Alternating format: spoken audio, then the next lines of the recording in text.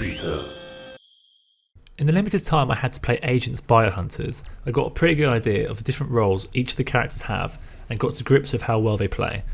Whilst my experience of the game is limited to a closed beta, I hope that this guide will serve as a good way for you to familiarise yourself with some of the characters before you get a chance to play the game in its finished form. In this video I will be talking about Rido. Rido is a damage class character and is highly specialised to the role, unlike his counterpart April. His weapon is an assault rifle with the highest fire rate of all the characters. It also deals a very sizable chunk of damage. As a result, this weapon does extremely well in hit and run firefights, as well as one-on-one battles with plenty of cover to afford some time to reload his quickly emptied gun. His three abilities are as follows: a temporary shield that can be upgraded to increase its duration, a super jump that damages and slows enemies in its vicinity, and a dash move that can also damage. Whilst his gun and special abilities are pretty potent in combat, his health pool is tiny, and he will die very quickly if outnumbered. Rido's gun and moveset best befits that of a lone wolf playstyle. In the early game, all players should be farming monsters to beef up their armoury to prepare for their first crystal appearing on the map. Rido will be able to do this the best though. His gun can take out monsters quickly, even at a low level. Once you unlock an ability, I would recommend the jump ability first. It has a surprisingly high damage output and will effectively jettison you out of any dodgy situation, should it arise. Once a crystal appears and players begin to cluster, Rido should continue to farm as much as possible. That's not to say that he should be focusing on monsters only.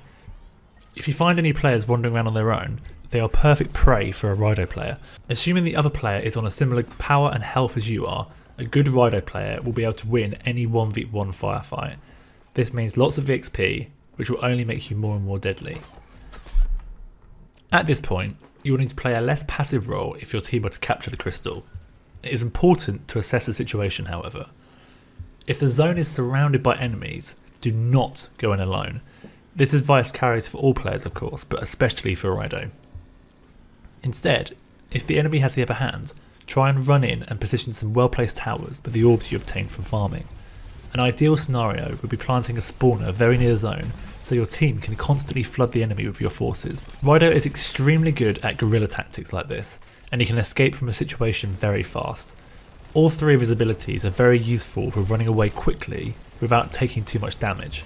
It's for that reason that I would recommend unlocking the super sprint skill second, so you have the option to employ a tactic like this.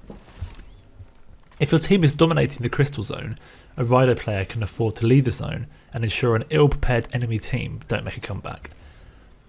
Like before, focus on lone players. You'll very likely win in 1v1.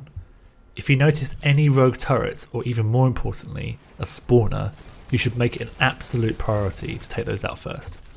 In the late game, Rido is probably best off in the arena, causing as much damage to the Biomutant as possible. Having said that, depending on the climate of the game, you could take a small detour to collect some orbs to set up some turrets or a spawner. If you're the first team to get to the arena, it's highly likely that the entire enemy team will be hovering around crystals to mop up easy points as quickly as possible to get into the arena. Do not try and stop them. You are much better off in the arena. However, having said that, if the enemy team is splintered and there is only one player on the crystal, absolutely try and take them out. In most cases, the best way to win the late game is to damage the Biomutant as much as possible, which Rido probably does best out of all the characters. But there are a few cases where changing up that tactic a bit can result in heavily punishing an underprepared team. To summarise, Rido is a great solo player who helps out the team in less obvious ways. As long as you pay attention to his tiny health pool and don't keep throwing him into crazy situations, a good Rido player will make a massive difference to any game.